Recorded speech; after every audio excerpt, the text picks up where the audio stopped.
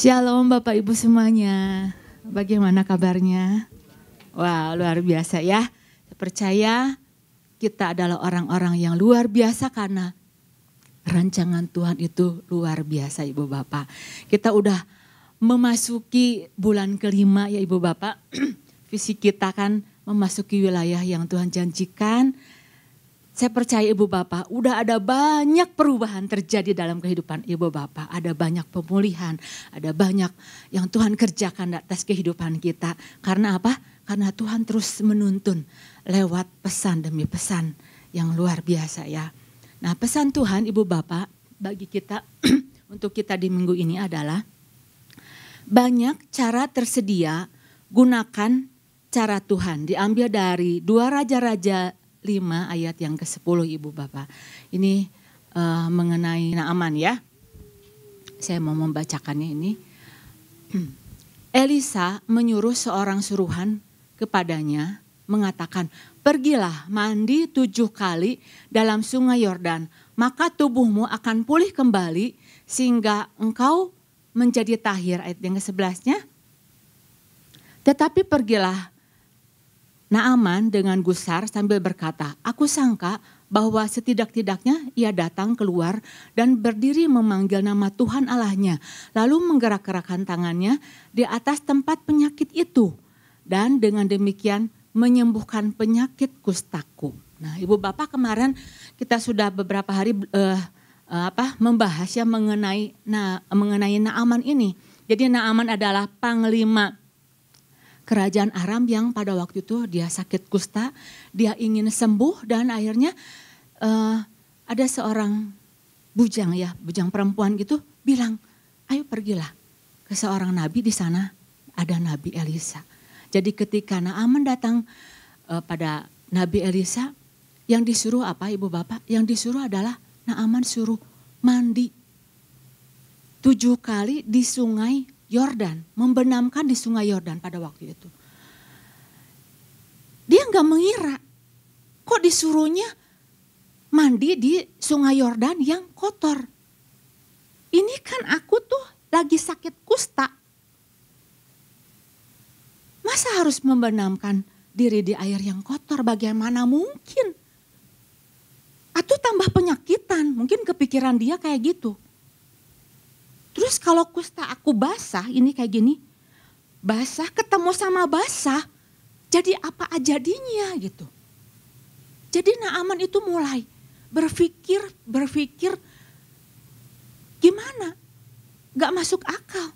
Caranya kok seperti kayak begini ya. Nah Naaman mulai memikirkan dengan cara ini sepertinya gak mungkin. Akal dia, kepintaran dia mungkin manusia punya banyak cara untuk memulihkan sesuatu. Belum saat-saat hari ini mungkin ada kemajuan teknologi yang gak kalah canggih Ibu Bapak. Teknologi AI kan sekarang waduh luar biasa. Ibu Bapak mau cari apa? Mau cari, pengen bikin nih resep rendang yang begitu enak. Nanti teknologi itu akan menyampaikan harus begini. Yang gak bisa TikTok nih, pengen ngonten, aku mau ngonten nih soal ini misalkan soal dagang ini, gimana tolong bantu, nanti keluar. Bahkan Ibu Bapak, untuk khotbah pun, saya nanti mau khotbah ini tolong, nanti keluar. Misalkan soal ketaatan, nanti keluar itu dari teknologi AI. Wah luar biasa sekali, banyak cara. Belum iblis punya cara Ibu Bapak. Dan akhir ini pekerjaan iblis luar biasa. Hampir menyamai seperti apa yang dikerjakan oleh anak-anak Tuhan. Doanya itu bukan begini lagi, bukan bertapa-tapa lagi. Mereka sama mengangkat tangan memuji Tuhan. Tapi Tuhannya yang berbeda. Dan Tuhan punya cara tersendiri Ibu Bapak. Jadi Ibu Bapak lewat pesan Tuhan ini kita bukan belajar tentang tekniknya. Bagaimana Tuhan bekerja, bukan. Tetapi kita sedang diarahkan, kita sedang ditanamkan bagaimana kita itu untuk taat pada apa yang Tuhan supaya mau kita lakukan. belajar taat dengan caranya Tuhan. Nah, kenapa Ibu Bapak menekankan dengan ketaatan? Kenapa taat itu penting? Sepertinya mudah, hanya satu kata, tetapi enggak semua orang percaya bisa melakukan. Bahkan Ibu Bapak, kejatuhan manusia, Hawa dan Adam jatuh karena dosa ketidaktaatan, Ibu Bapak. Hawa dan Adam lebih mendengarkan suara si musuh daripada dia melakukan perintah Tuhan. Kenapa? Karena Hawa dan Adam enggak memahami kehendak Tuhan. Dia enggak paham dengan kehendak Tuhan. Sama seperti Naaman. Dia enggak paham dengan caranya Tuhan. Padahal itu caranya Tuhan untuk menyembuhkan Naaman. Orang-orang yang enggak paham dengan kehendak Tuhan, dengan rencana Tuhan, dia sulit untuk taat. Semakin seseorang memahami kehendak Tuhan, maka dia semakin mudah untuk taat. Efesus 5 ayat yang ke-17 dikatakan apa? Sebab itu janganlah kamu bodoh, tetapi usahakanlah supaya kamu mengerti kehendak Tuhan. Jadi sekalipun Naaman punya istilahnya orang terpandang, atau mungkin dia punya otak yang encer gitu ya. Tetapi kalau dia enggak paham kehendak Tuhan, kalau dia enggak mengerti dengan bagaimana kuasa Tuhan bekerja, dikatakan di sini adalah kamu bodoh. Jadi bodoh di sini itu bukan artinya stupid, Ibu Bapak, yang IQ-nya rendah, yang akademisnya kurang, bukan. Tetapi bodoh di sini adalah foolish. Jadi artinya orang yang hatinya itu bodoh karena enggak memahami kehendak Tuhan. Enggak tahu bagaimana Tuhan bekerja. Tidak paham. Nah, kita sama-sama belajar Ibu Bapak. Saya juga ini lagi berbicara Ibu Bapak buat diri saya sendiri. Supaya apa? Supaya Tuhan, saya pengen deh. Jangan jadi orang yang bodoh. Pengen untuk kenal Tuhan lebih dalam lagi. Supaya apa? Ketika saya kenal, saya dimudahkan untuk taat. Ini yang menjadi inti pesan Ibu Bapak bagi kita ya. Saya mau membacakannya bahwa Tuhan sedang mengajarkan umatnya tentang nilai ketaatan kepada Tuhan dan harga sebuah penundukan kepada firman dan perintahnya. Tanpa perlu menawarnya dengan sesuatu yang lebih sulit atau terlihat lebih rohani. Ataupun menukarnya dengan sesuatu yang lebih mudah. Nah, ini inti penekanannya Ibu. Nah, kita sama-sama kemarin sudah belajar apa yang harus kita pahami Ibu Bapak. Kemarin Bapak Gembala sudah menyampaikan bahwa penundukan kepada Tuhan dan perkataan adalah hal yang mutlak. Bukan suatu pilihan. Jadi enggak bisa ditawar-tawar lagi. Sesuatu yang mutlak ya. Dan pagi hari ini Ibu Bapak, saya mau menambahkan lagi prinsip apa yang harus kita pahami ketika kita mau terus menyelaraskan dengan kehendak Tuhan. Ada banyak cara, tetapi Tuhan mau kita pakai caranya Tuhan ya. Poin yang pertama adalah penundukan pada Tuhan dan perkataan adalah bukti iman kita. Dari 2 Raja-Raja 5 ayat yang ke-10 masih ayatnya itu sama, itu tentang kegusaran Naaman ya Ibu Bapak. Penundukan pada Tuhan dan perkataan adalah bukti iman kita. Nah, terkadang Ibu Bapak kita sebagai anak Tuhan ya, kita ingin gitu ya, sebuah bukti. Dan dunia pun kadang pengen bukti, pengen lihat nih. Kalau kamu tuh sebagai anak Tuhan, mana buktinya gitu. Kalau kamu sebagai seorang hamba Tuhan, mana buktinya? Buktiin dong. dengan kehidupan kamu, buktiin dong dengan kesaksian hidup kamu. Nah, pagi hari ini kalau kita punya bukti iman kita itu adalah dengan cara apa? Dengan cara kita penundukan kita kepada Tuhan dan kepada perkataannya. Itu bukti iman kita. Apa sih yang dimaksud dengan penundukan? Penundukan itu gampang Ibu Bapak, penundukan itu nurut. Penundukan itu taat Ibu Bapak. Nurut aja, taat itu udah tunduk. Jadi artinya nurut pada perintah-perintah Tuhan. Menyerahkan haknya kepada Tuhan. Kalau misalkan dibilangnya kayak gini. Tapi kan saya begini-begini. Tapi kan saya manusia yang lemah, masih ada darah dan dagingnya. Ya wajarlah kalau saya jatuh terus dalam dosa. Kalau saya nggak bisa taat. Nantilah kalau saya misalkan udah nggak ada masalah, saya pasti bisa deh sungguh-sungguh ikut Tuhan. Jadi akan ada banyak alasan.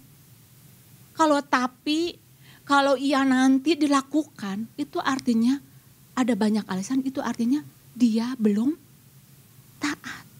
Jadi kalau saya menyimpulkan Ibu Bapak, taat ya, taat itu T-A-A-T ya, tanpa alasan apapun titik. T-A-A-T, tanpa alasan apapun titik. Saya pernah membagikan ini untuk anak-anak sekolah minggu. Jadi diakhiri dengan titik, gak ada koma. Kalau begini, itu belum taat. Kalau saya begini, itu belum ada banyak alasan. Itu artinya dia masih koma. Belum titik. Masih ada keinginan, masih ada kehendaknya yang berkuasa. Nah lewat kisah ini ya Ibu Bapak di dalam 2 Raja-Raja Irma ini. Saya mau membagikan Ibu Bapak tentang tiga orang ya, 3 tipe orang dengan imannya ya. 3 tipe orang dengan imannya ya. Yang pertama Ibu Bapak, tipe orang yang imannya teguh. Ibu Bapak pasti tahu ya. Siapa Ibu Bapak? Tipe orang yang kalau di dalam 2 Raja-Raja ini, tipe orang yang punya iman teguh adalah gadis asisten rumah tangga. Pelayannya dari istrinya Naaman. Dia punya iman yang teguh. Dan dia mengungkapkan keteguhan imannya itu kepada Naaman.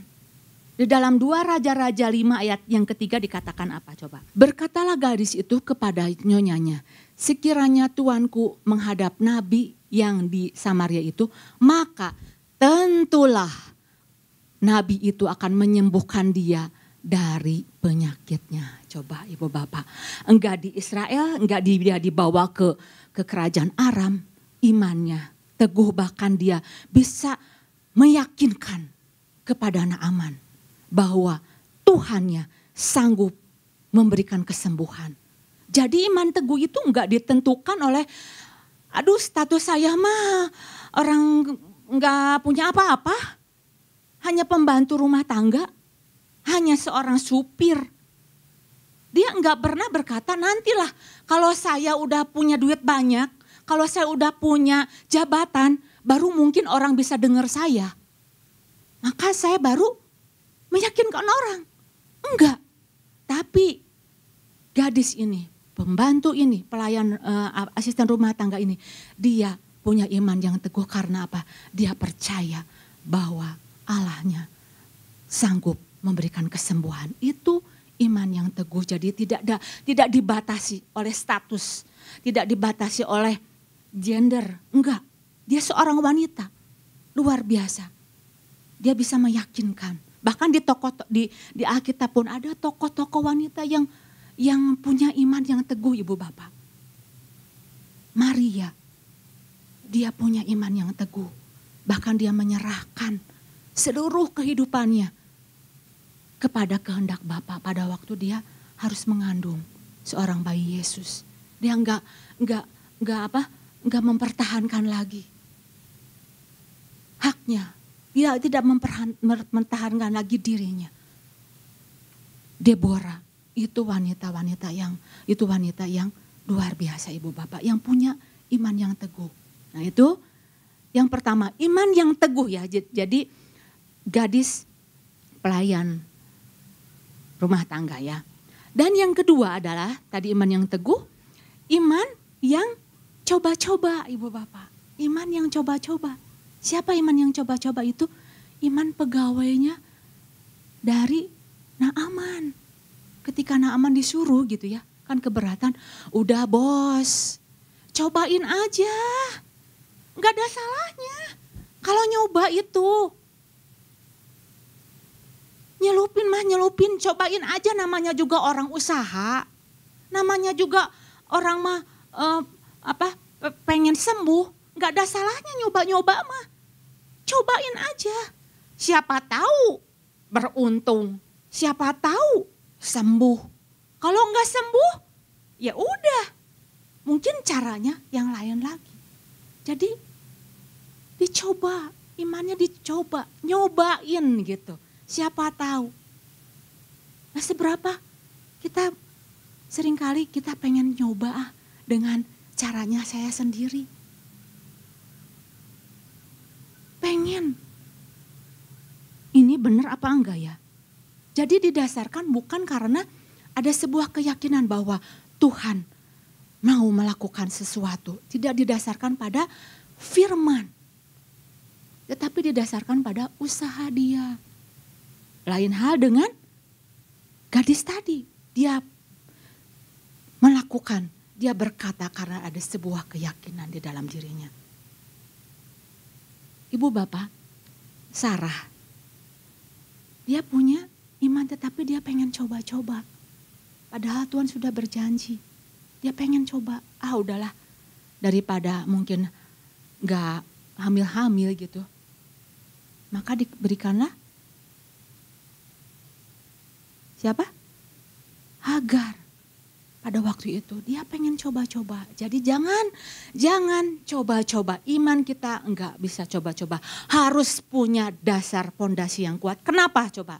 Nanti saya akan membagikannya ya. Dan yang ketiga adalah imannya itu iman Naaman. Iman yang nol. Enggak ada iman. Tetapi dia diselamatkan pada waktu dia mau melakukannya. Apa yang diperintahkan oleh Nabi Elisa Ibu Bapak. Naaman gak punya iman. Jadi artinya dia ketika disuruh melakukannya dia gusar. Karena gak ada iman. Gak ada keterhubungan. Gak nyambung antara apa yang diperintahkan dengan apa yang keinginannya. Gak nyambung. Karena gak ada keterhubungan. Kalaupun dia mau melakukannya, dia merasa keberatan. Dia berat. Dia gak bisa melakukannya. Karena ketika dia mau melakukan, kita mau melakukan sesuatu apa yang Tuhan suruhkan. Tapi kalau kita gak punya kedekatan, gak punya keintiman, maka kita akan mengalami yang namanya berat untuk melakukan apa yang Tuhan suruhkan. Jangankan untuk melakukan, untuk taat pun berat Ibu Bapak. Terasa berat. Itu sebabnya Ibu Bapak, iman kita harus dibangun. Iman kita harus diupayakan supaya bertumbuh. Kenapa Ibu Bapak? Kenapa harus diupayakan? Karena yang mengalahkan segala-galanya adalah iman ya. Di dalam 1 Yohanes 5 ayat yang keempat dikatakan apa? Sebab semua yang lahir dari Allah mengalahkan dunia. Dan inilah kemenangan yang mengalahkan dunia. Iman kita. Jadi iman kita harus dibangun. Ya. Nah bagaimana Ibu Bapak cara supaya kita membangun iman kita? Enggak ada lain Ibu Bapak. Iman kan I-M-A-N ya. I-nya itu intim. Hanya dengan keintiman Ibu Bapak. Hanya dengan kedekatan. Semakin kita intim, semakin kita masuk dalam hadirat Tuhan, maka iman kita akan semakin kuat. Dikuatkan. Karena ada banyak kekuatan yang Tuhan alirkan. Daud gak ada yang lain. Hanya dia inginkan, Tuhan, aku ingin selalu dekat di hadirat-Mu. Jadi sebuah keintiman itu akan menentukan kuat atau tidaknya, lemahnya iman seseorang. Nah, kemudian M-nya itu apa? M-nya itu move. Move-nya itu artinya apa? Bergerak, aktif Ibu Bapak. Jadi iman itu kalau seperti gadis yang tadi gitu, dia percaya, tetapi dia itu enggak pasif. Dia mulai ungkapkan, dia mulai berkata-kata, nyampein nih. Percaya itu enggak cukup Ibu Bapak, sebab kuasa Tuhan terjadi saat kita mengakui. Sebelum mujizat terjadi, maka iman harus menggerakkan mulut kita terlebih dahulu. Jadi diungkapkan, ceritakan pada siapa? Pada orang-orang mungkin di sekitar kita yang dia lemah, yang sedang dalam permasalahan, diungkapkan. Jadi iman kita aktif, enggak pasif. Itu move ya. Kemudian yang A-nya itu adalah andalkan Tuhan. Mengandalkan Tuhan, mengakui Tuhan. Ya Tuhan, bahwa Engkau adalah satu-satunya sumber, tidak ada yang lain. Ya, di sini ada seorang hamba Tuhan mengatakan begini, Lauren Cunningham berkata bahwa iman hanya bekerja jika kita tidak memiliki sumber yang lain kecuali Allah. Jadi kita harus akui bahwa gak ada yang lain, hanya Tuhan. Sempat Ibu Bapak, beberapa waktu yang lalu ya, saya menegur adik saya. Dia selalu cerita gitu, istilahnya curhat. Beginilah masalahnya, begitulah kondisinya gitu ya. Pertama saya kuatkan dia. Terus gak selang berapa lama lagi dia cerita lagi. Aduh udah gak kuat deh. Suami saya kan di PHK, ini nanti masa depannya kayak apa, saya harus bagaimana kayak gitu. Harus kerjain apa gitu. Sepertinya masa depan saya tuh udah gak ada. Saya kuatkan lagi, saya ingatkan lagi. Percaya bahwa Tuhan selalu bekerja membawa kebaikan. Ada maksud Tuhan. Dan terakhir dia katakan lagi, saya hari ini cemas lagi. Langsung saya bilang, udah jangan baper. Kamu tuh percaya enggak? Kalau Tuhan itu bekerja, jangan terus-terusan ngomel, jangan terusan berkata-kata, gak punya masa depan, hari depan gak ada, ini harus bagaimana? Itu tandanya kalau kamu cemas terus, artinya kamu tidak mengakui bahwa Tuhan punya kuasa. Dan kalau orang yang tidak mengakui bahwa Tuhan itu berkuasa, maka Tuhan bilang, Tuhan akan malas untuk tolong kamu. Tuhan hoream, saya bilang kayak gitu, untuk bantu kamu. Akui dong bahwa dia itu pribadi Allah yang dahsyat. Nyatakan, coba lewat percaya kamu tuh diungkapkan. Sekalipun saya menghadapi kayak gini, saya percaya Tuhan pasti buka jalan. Nah harus begitu. Jadi harus mengakui. Dan yang N-nya itu adalah menantikan Tuhan, nantikan Tuhan. Waktu kita bangun iman kita, ada waktu-waktu kita harus menantikan. Waktu-waktu yang gak enak Ibu Bapak.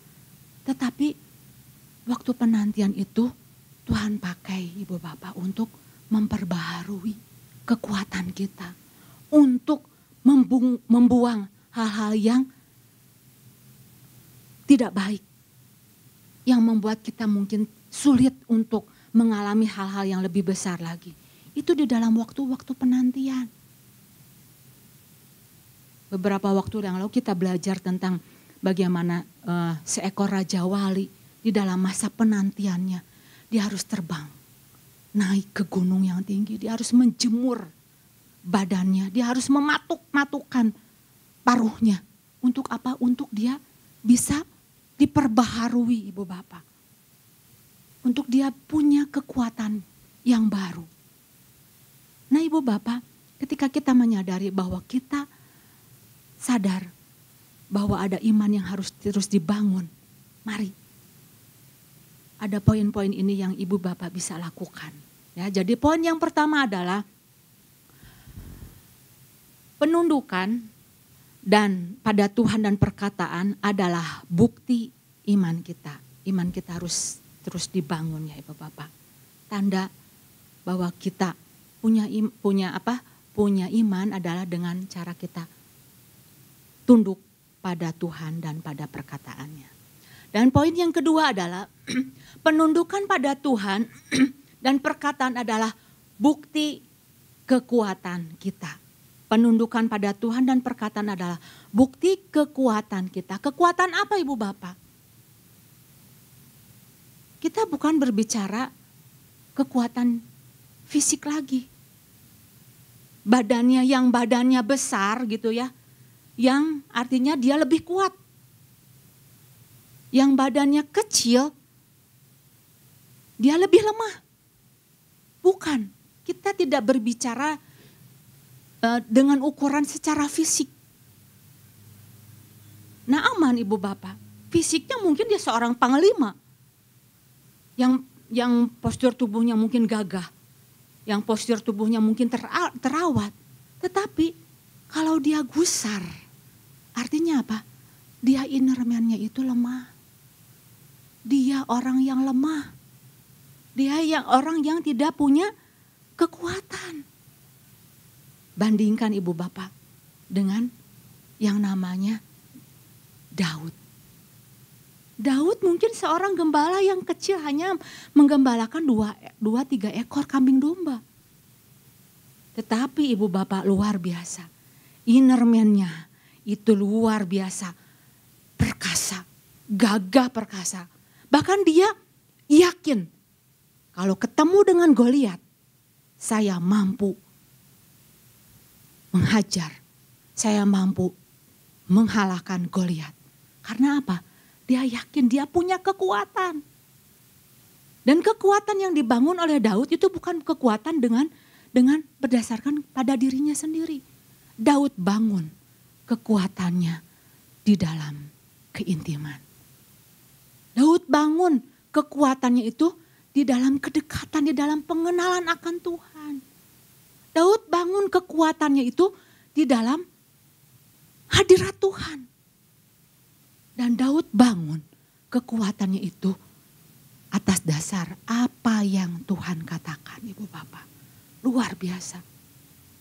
Jadi kita bisa bangun Ibu Bapak kekuatan kita. Dengan cara apa? Dengan cara kita belajar untuk tunduk pada apa yang Tuhan suruhkan. Makin kita belajar untuk tunduk, Ibu Bapak, itu akan menunjukkan siapa diri kita. Akan menunjukkan seberapa kita itu dikendalikan oleh siapa. Luar biasa Ibu Bapak. Semakin kita tunduk, semakin kita taat, kita akan melihat, mungkin orang-orang akan melihat. Hidupnya itu sudah dipenuhi, dikuasai, dikendalikan bukan oleh dirinya sendiri. Tetapi oleh Roh Tuhan. Tetapi pada saat seseorang makin tidak taat, makin tidak tunduk, itu akan membuktikan bahwa hidupnya itu tidak dikendalikan oleh Tuhan. Bukti dia orang yang tidak punya kekuatan. Karena apa? Daging mengambil alih kehidupannya. Daging menguasai kehendaknya. Ini kan yang seringkali menjadi problem di dalam kehidupan kita.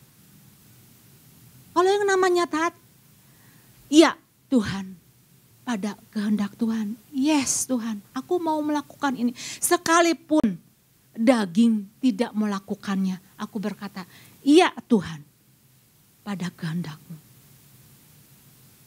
Yang namanya taat itu bilang, Tuhan, aku mau melakukannya. Sekalipun aku tidak mampu.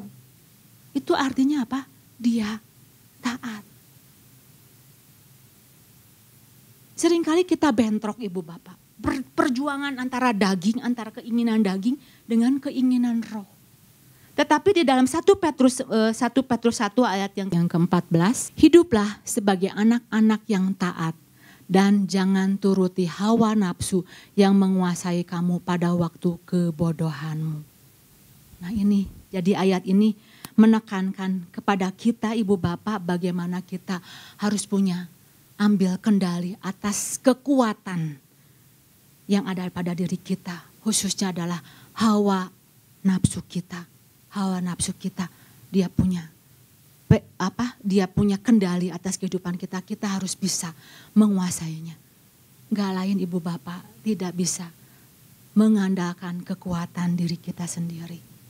Untuk belajar kita taat, untuk kita mau belajar menguasai diri kita, kita harus mau belajar Ibu Bapak untuk terus senantiasa masuk dalam hadirat Tuhan.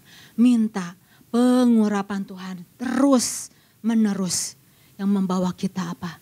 Yang membawa kita untuk bisa tetap taat, tetap tunduk pada apa yang Tuhan katakan dan tetap percaya pada pribadinya.